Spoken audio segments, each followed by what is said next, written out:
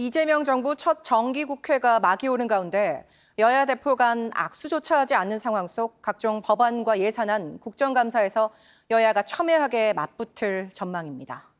또 국민의힘 권성동 의원의 체포 동의안을 놓고 충돌이 예상됩니다. 황상현 기자가 배종찬 인사이트 K 소장과 함께 관련 소식 분석해드립니다. 이재명 정부 첫 정기국회가 시작됐습니다. 100일 동안 진행되는데요. 여야 대표가 눈도 안 마주치는 상황에서 극한 대립이 예상됩니다. 소장님, 가장 상징적인 모습이 개회식 의원들의 의상이 아닐까 싶은데요. 그렇죠. 검은 정장, 바로 상복 아니겠습니까? 그러니까 이재명 정부의 종언을 구한다. 실제로 장동혁 대표가 이 전당대회 때도 이재명 정부를 끌어내리겠다. 그 이야기를 했거든요. 예. 그러니까 지금 대결 국면, 극한 대결 국면을 그대로 시각적으로 보여줬다. 이렇게 볼 수 있겠습니다.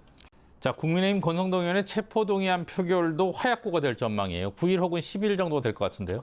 그렇죠. 이게 이제 9일, 10일 되면은 수적으로는 가결될 가능성이 높아요. 워낙 예. 민주당 숫자가 높기 때문에. 그러면 국민의힘은 또 극도로 반발할 수밖에 없을 겁니다. 그런 면에서는 지금 하반기 국회에 예산국회도 있고 국정감사도 있는데 정말 얼마나 대치하게 될까, 극한 대립으로 완전히 수렁 속으로 빠져드느냐는 9일, 10일 이 권성동 의원 관련된 표결이 정말 전초전이 될 것으로 보입니다. 자, 이런 상황에서 이재명 대통령이 제안한 여야 지도부 회동에 관심이 쏠립니다. 장동혁 국민의힘 대표는 단독 회동을 전제로 했고요. 어떻게 전망하세요? 일단은 회동을 안 할 수는 없을 거예요. 왜냐하면 장동혁 대표도 계속 마다할 수는 없단 말이에요. 소통하는 거에 대해서 나서야 되기 때문에. 근데 두 번째는 그러면은 정부도 대통령도 그럼 단독 회동을 하거든요. 그건 절대로 안 할 거예요. 그렇다면 이때 중요한 것은 장동혁 대표가 어떤 의제로 이 회동에 참석을 하느냐. 예. 그리고 그 주제를 끌고 가느냐. 그러니까 어떤 주제가 등장하느냐가 단독이냐 여야 지도부까지 포함한 회동이냐 보다도 더 중요할 것으로 보입니다. 자, 장동혁 국민의힘 대표가 정책위 의장에 부산 4선 김도읍 의원을, 사무총장인 TK 재선 정의용 의원을 내정했습니다. 이 같은 주요 당직 인선 어떻게 보셨어요? 일각에서는 이게 강성이 아니다, 강한 면모를 숨기는 거 아니냐라는 얘기는 그렇지 않다고 봅니다. 왜냐하면 지금 PK 김도읍, TK 정의용이거든요. 오히려 저는 스마트한, 좀 예리한, 정교한 강성을 구축하고 있다. 진지 구축이거든요.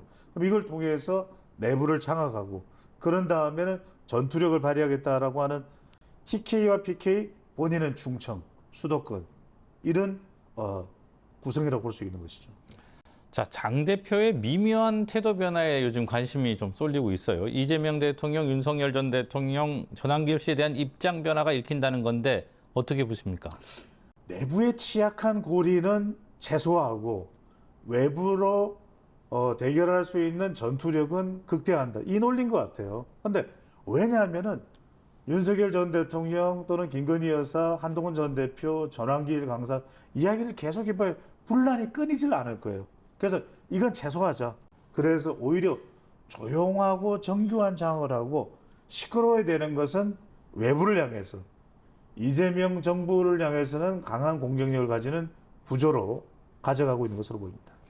네, 오늘 여기까지 듣겠습니다. 고맙습니다.